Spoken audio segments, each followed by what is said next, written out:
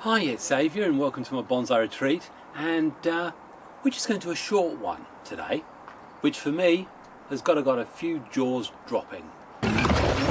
Ash. Wow, the sun's come out. That means you're just losing sight at the top of my forehead. But yeah, I've had these since 2017 when I got to do a dig around a Christmas tree nursery who said they had some weeds, which turned out to be these ash.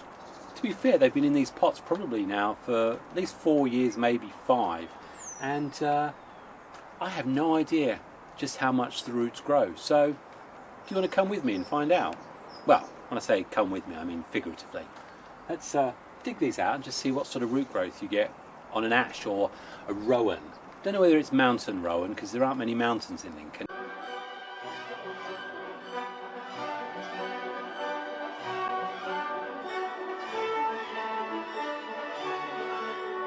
I actually think they can make some quite impressive looking bonsai. They haven't budded up yet, but when the leaves come out they're quite nice. They've got what you call compound leaves. I am glared out. This is going to be an interesting video. Okay, this is the first time the hat's come out in 2024. Welcome. I'm also, by the way, just going to have a look and see this little Mame one. This has been in this pot for a good 2 or 3 years. We'll have a look and see what the roots are like in that. The wire has actually been on this for 2 years. Very, very slow growing. I think we can safely take that wire off and just see how, I mean, bear in mind, it's been on for 2 years. Will it actually hold the growth? A little bit of indentation. Okay, all right, well there is a little bit, but these have got a very, very rough bark. I have every reason to believe this will be fine. But probably 2 years for wire is a little bit long. And this metal into the recycling. It did occur to me, we didn't actually give it a spin. It's actually, this is a really, really impressive, a lot of movement low down. I really like it. Ash also produced buds from all sorts of places, very much like oak. Very, very hardy tree. So, I mean, that's a lovely, lovely feature. But we really want to know what's going on down below, so let's have a look. And for those of you who don't know who my potty potter is, it's Dawn Isaac. It's a lovely, I think she calls it a primitive or bark scraped ceramic. This is a gorgeous pot, just absolutely love them. Okay, well there it is. First of all, we can tell the ash produced very, very fine roots. Good, there's a couple of biggies there, and there's the green mesh as well, so this will be fun to look through. So we'll rip it open, so to speak.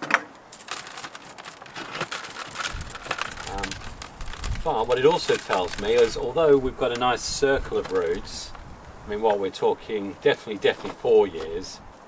I could probably have left that for another year. So, a relatively slow-growing root structure, and I'd say they're quite fine. Almost like a U or a box. So I'll continue to open this up and we'll have a look and see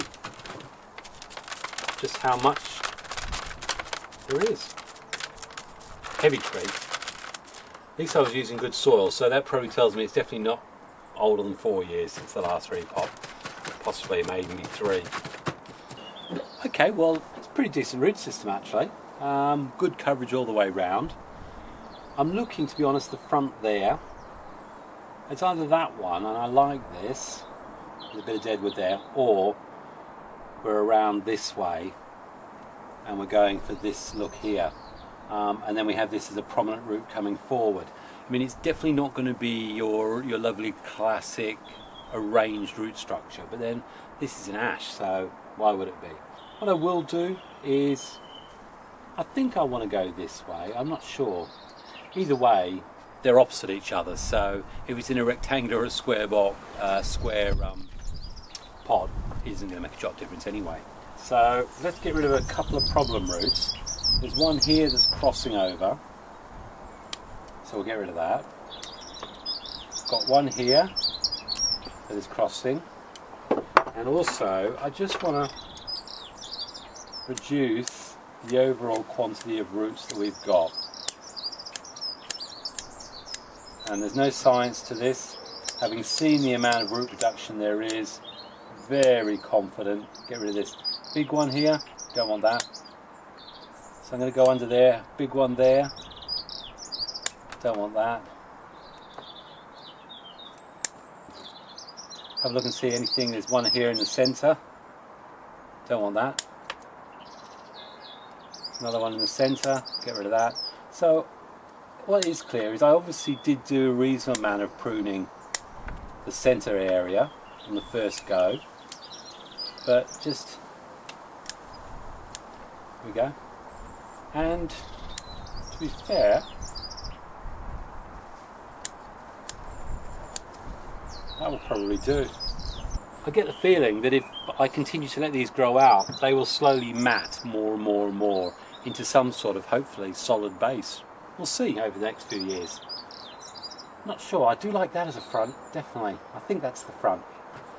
Okay, well there it is. I've had to put it in a round pot because in the end they were very rectangular roots, and to get that front, I didn't have enough space on a standard pot. So I've gone for this round one. It's quite a nice pot. It means I've still got the options there if I want them, but it also means I can now continue to develop further roots where I want them. Nothing too technical. As I say, this will bud up nice from up here. Ash, as you know, have compound leaves, and I can just confirm the time scale.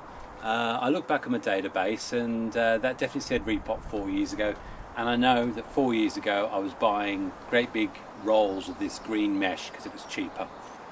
What I did find with this is that, as you saw there, the roots get so entwined in it that rather than just a little square black piece at the hole getting entwined, it gets entwined in the whole lot. It can be a bit of a pain to rip it all off. So that's why I stopped using great big sheets like that. I've got this one next, lovely broad base, but I think it's very two-dimensional roots, and we'll see that in a minute. I am debating about cutting this bit of here off. Although that is really elegant, it is elegant, I quite like the way it comes back as well. I don't know, what do you think? I mean, there is no taper going between there.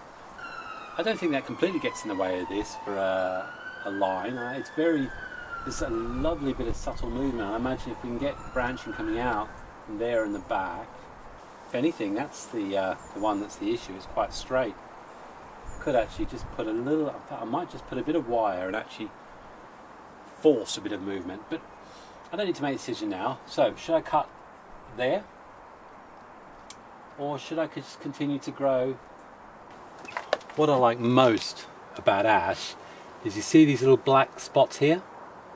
I can cut all the way back to those, and if I don't like the direction that's going to go, which I won't, I can actually cut there. I've got a little bud there.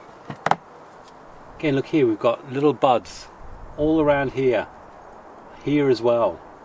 So I could actually say I don't want that big bud there. Let's cut that off. I'm quite happy to bring it out that way. Again, we look here, we've got little buds here and here. So let's get those little buds to do something. Following up, again, got a bud here and a bud underneath. So let's get those ones. So they're the ones, we'll get buds out there. And here I could even cut back, right back here, which actually may not be a bad idea, but for now, may not be a bad idea actually. Well, we'll just take that. I am considering those. Let me know what you think. Is it a bit too close to there? Anyway, we'll get two from here. You can get buds from so many points on ash, I love them. So I'm not going to put you through the pain of watching the repot. It's going to be exactly the same as the other, and I imagine that when we look at the roots, they'll be just the same sort of matted, fine set we've got. I'm not sure what it'll go to, but I do love the elegant lines. I do believe it's about to rain again. But the one I will show you briefly is I've done this little Mame ash. And again, I do have a fascination with making trees that have got big leaves like sycamore or oak or the compound leaf of the ash, and the challenge of making them into a little mame. And I think it's wonderful because what you do is you just make sure you just have one set of leaves representing the entire branch structure. So let's get this out of the pot and see what the roots are like, shall we? Have a look and see how well it comes out. Clean pot, always like clean pots. Again, the same mat of fibrous roots. And we'll tease that out.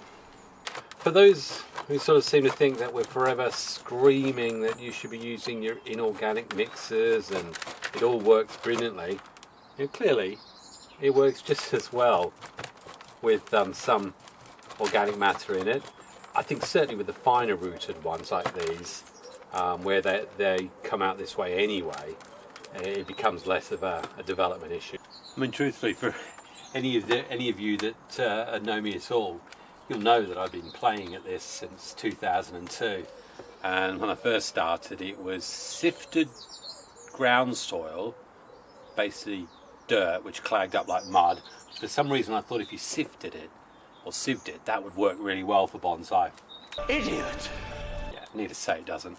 And then, some John Innes loam-based garden compost, and then all I did is to chuck some grit in to try and give the stone base, but at the early stages I didn't actually understand that they do better. They're not actually in that organic mix too much. Anyway, let's not go off track with technical stuff that I really don't know that much about. Jason Hanrahan's probably done a great video about it, and if he hasn't, Jason, you should. Again, cut this nice, and I mean, looking at that, there is an opportunity potentially to change the angle further across that way maybe, and remove this big plane here. Although I do like that. Nothing inside there, so that means I would lose everything on that side. Would that look good like that? Nah, don't like it. We'll stick with that. Okay, it's going in this nice little pot. I've managed to actually remove quite a bit of root on this side, so I'm going to I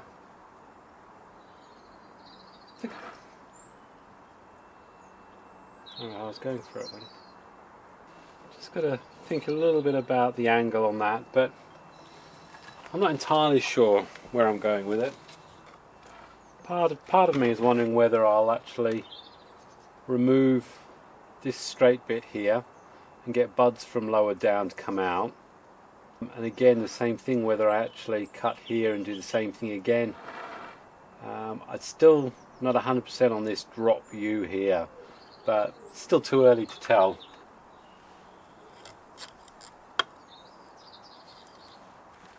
I've got it there somewhere.